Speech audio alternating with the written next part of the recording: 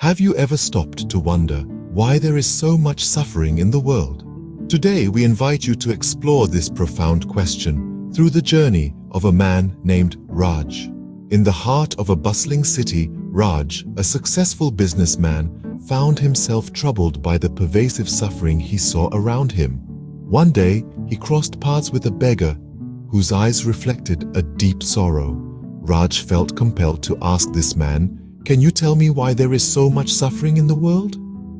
The beggar, seasoned by the trials of life, responded, "Suffering, my friend, stems from our desires and attachments. We cling to fleeting pleasures and possessions, hoping they will bring us lasting happiness. Yet our desires only multiply over time, leaving us forever chasing more, never finding true contentment."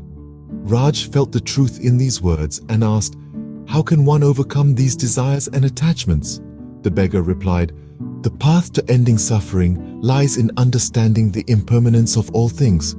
The Buddha taught that everything in this world is subject to change.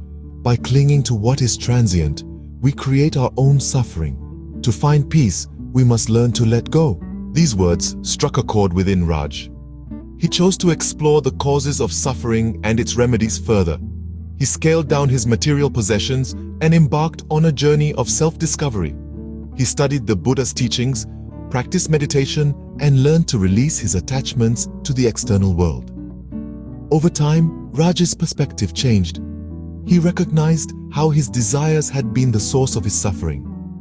As he found inner peace, he also used his wealth and influence to help those in need, striving to alleviate the suffering of others. News of Raj's transformation swept through the city, and people sought his guidance. He imparted the wisdom he had gained from the beggar and the teachings of the Buddha. Gradually, the city began to change. People started to examine their desires and attachments, striving to find contentment within themselves rather than in external possessions. In conclusion, Raj's journey underscores that suffering arises from our desires and attachments.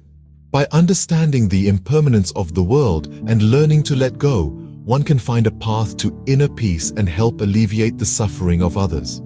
In this way, we can transform not only our lives, but also the world around us.